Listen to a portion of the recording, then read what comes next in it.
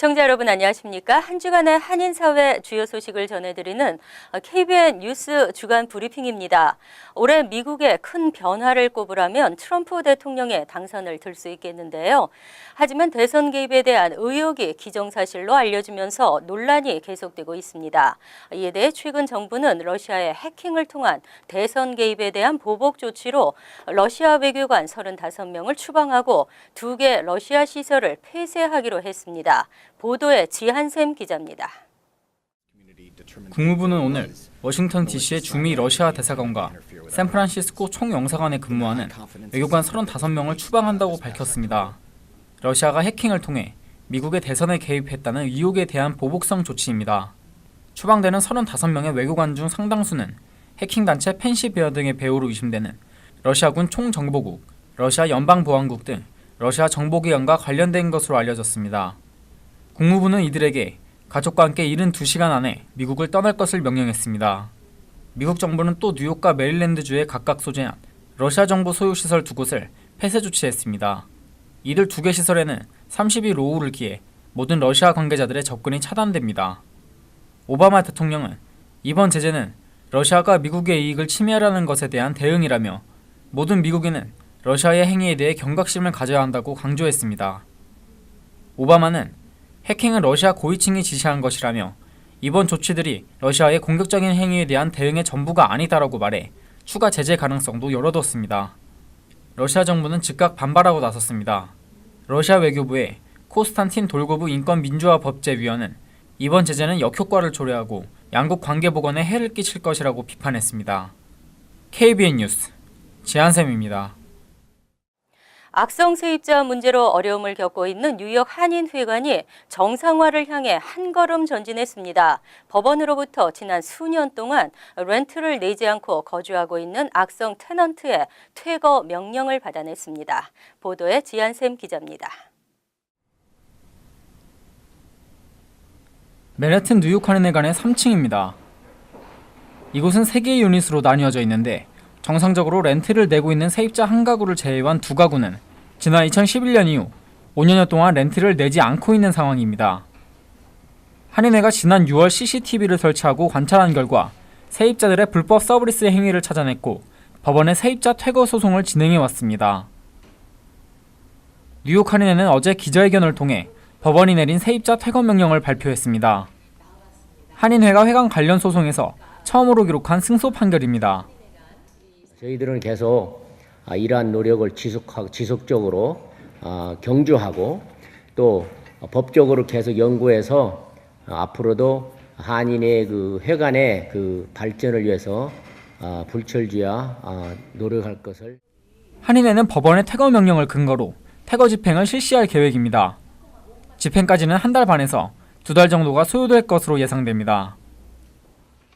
산 넘어 산이지만 이렇게 하나하나 풀어가면서 좋은 결과가 있음으로 인해서 이 회관이 정상화된다 생각하시고 조금 더 기다려 주시고요.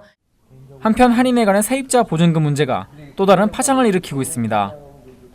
한인회는 회관 6층에 입주했던 교회가 이사를 나가면서 임대보증금 15,000달러를 돌려줄 것을 요구해왔으나 한인회 계좌에 입금된 사실이 없다고 밝혔습니다. 한인회가 그동안 세입자들의 임대보증금을 별도의 에스크로 계좌에 보관하지 않고 사용해와 앞으로 또 다른 문제를 만드는 불씨가 될 수 있을 것으로 보입니다. KBN 뉴스 지한샘입니다. 뉴욕 한인 커뮤니티 센터가 소송에 휩싸였습니다. 2년 전 건물 앞에서 행인이 넘어진 문제로 보험사가 손해배상 책임에서 벗어나려고 소송을 제기한 것입니다. 주택보험사 유니언 뮤추얼사는 최근 한인 커뮤니티를 상대로 보험가입 무효처리 소송을 제기했습니다. 이는 지난 2014년 한인 커뮤니티 센터 빌딩 앞 눈길에 넘어진 중국계 주민이 제기한 손해배상 책임에서 벗어나기 위함입니다. 유니언 뮤추얼사는 소송에서 한인 커뮤니티 센터는 법적으로 한 가구 주택인데 8가구가 거주했으며 이는 불법이라고 주장했습니다. 사건 당시 한인 커뮤니티 센터 건물에 유학생 8명 명이 살고 있던 것을 적시한 것입니다. 한인 커뮤니티 센터는 이에 대해 현재 변호사를 고용해 법적인 대응을 준비 중입니다. 한인 커뮤니티 센터는 보험사를 의도적으로 속인 것이 아니라는 점과 동포들의 성금으로 구입한 비영리 단체 건물이라는 점을 최대한 부각시키겠다는 방침입니다. 한인 커뮤니티 센터가 만약 이번 소송에 패해 보험 가입이 무효 처리될 경우 재정에 심각한 문제를 초래할 것으로 예상되고 있습니다. 퀸즈 베이사이드 애비뉴에 위치한 한인 커뮤니티 센터는 2003년부터 모금된 한인사회 성금 60만 달러와 모기지 등으로 2006년 115만 달러에 매입한 3층짜리 건물입니다. 지난 20일부터 무비자 입국 38개 나라 국민들은 SNS 계정 아이디를 제출하고 있습니다. 의무사항은 아니라면서도 강력 권고되고 있는 상황입니다.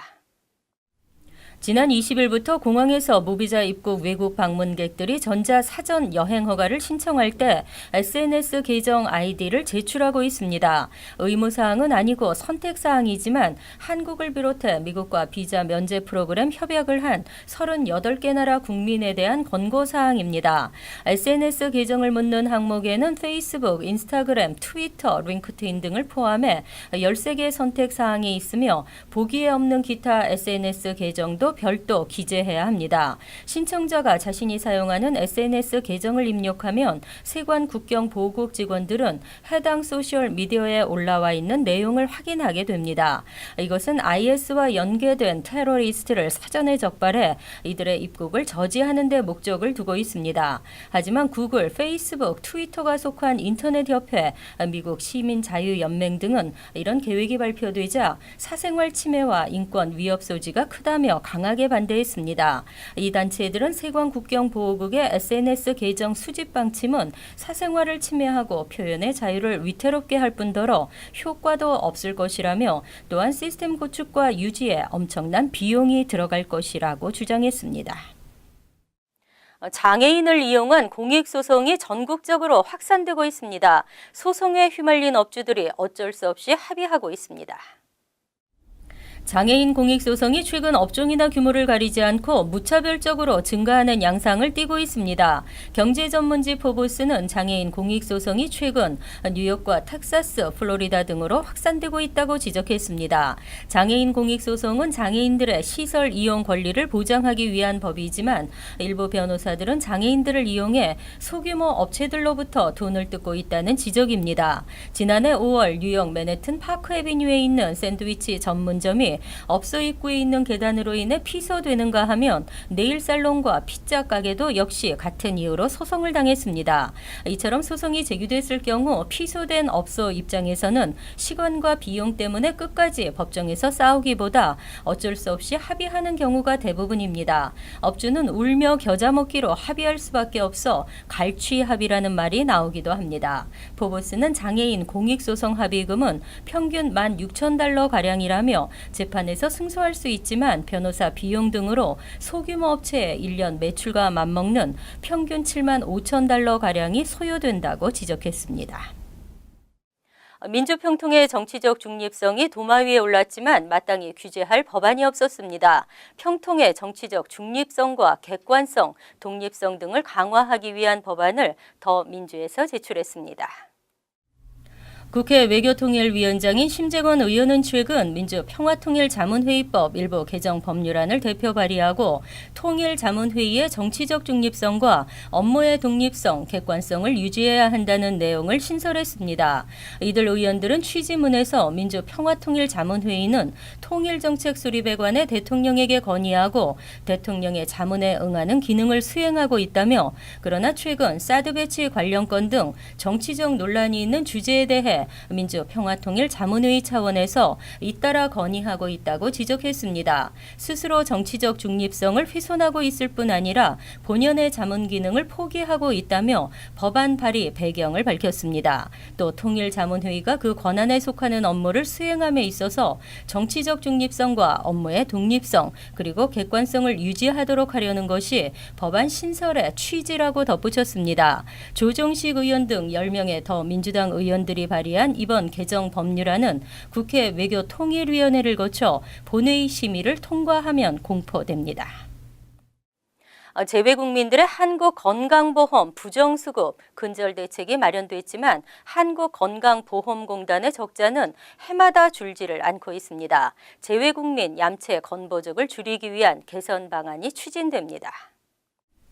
한국건강보험정책연구원은 최근 외국인 건강보험 가입자의 의료 이용 분석과 제도 개선 방안 연구 보고서를 공개했습니다. 보고서는 외국인과 재외국민 등의 가입 조건을 까다롭게 하고 최소 체류 기간을 연장하는 등의 내용으로 해외 한인들에게 미칠 영향이 주목되고 있습니다. 정책연구원은 2015년 말 기준 외국인 가입자는 80만 2,500명으로 건강보험 적용 인구의 1.6%를 차지하고 있으며 최근 5년간 연평균 9.8%로 빠르게 증가했다고 밝혔습니다. 특히 편법으로 건강보험에 가입한 뒤 혜택만 받고 출국하는 얌체 건보족이 늘면서 재정 적자가 늘어나고 있다고 분석했습니다. 건강보험공단의 2010년부터 2014년까지 보험 수지는 총 4,231억 원의 적자를 기록하고 있습니다. 적자폭은 2010년 627억 원에서 해마다 증가해 지난해에는 1,242억 원의 재정 적자를 기록한 것으로 집계됐습니다. 보험당국은 재외국민들의 부정행위를 근절하기 위해 대책을 마련했지만 여전히 적자폭을 줄이는 데는 힘을 발휘하지 못하고 있습니다. 연구진은 외국인 지역가입자의 현행 최소 체류 기간 3개월을 4에서 6개월로 연장하는 대책을 검토해 볼 수 있다고 제안했습니다. 새해 첫날 미국 인구는 3억 2,400만 명을 넘어설 것으로 추산됐습니다. 매 8초마다 신생아가 태어나고 매 11초마다는 한 사람이 지구에서 사라집니다. 연방센서스국이 28일 발표한 새해 인구 전망치에 따르면 새해가 시작되는 2017년 1월 1일 0시를 기해 미국의 전체 인구는 3억 2,431만 11명을 기록할 것으로 예측됐습니다. 이는 올해 1월 1일보다 224만 5,347명이 늘어난 것입니다. 1년 동안 0.7%가량의 인구 증가를 나타냈습니다. 센서스국에 따르면 2017년 1월을 기준으로 미국에서는 매 8초마다 신생아가 태어납니다. 하지만 사망자도 매 11초마다 발생하고 있습니다. 또 해외에서 유입되는 이민 인구는 매 33초마다 한 명꼴로 늘어날 것으로 예상됐는데 2016년 매 29초마다 이민자 인구가 늘어났던 것과 비교하면 다소 유입세가 느려질 것으로 전망됐습니다. 한편 2017년 1월 1일 0시 기준 세계 인구 전망치는 올해 매초 4.3명이 출생하고 1.8명이 사망했다고 추산했을 때 73억 6,235만 168명이 될 것으로 예측됐습니다. 백악관 청원 사이트 위더피플은 오바마 대통령이 열린 정부를 구상하면서 시작됐습니다. 지난 5년여 동안 위더피플을 통해 백악관이 한 공식 답변은 227건으로 나타났습니다. 이 사이트를 통해 국민들의 요구를 들어준 대표적 사례로 특정 이동통신사의 서비스만 사용할 수 있는 업계 관행을 없앴고 언락 요구도 제도로 자리를 잡았습니다. 한국인들도 위더피플을 통해 사드 배치 철회를 요구했고 위안부, 독도, 북핵 문제 등을 요구했습니다. 2017년 트럼프 행정부도 국민과 소통하는 열린 정부를 기대해 봅니다. KBN 뉴스 주간 브리핑 여기서 마칩니다. 새해 복 많이 받으십시오. 시청해 주신 여러분 고맙습니다.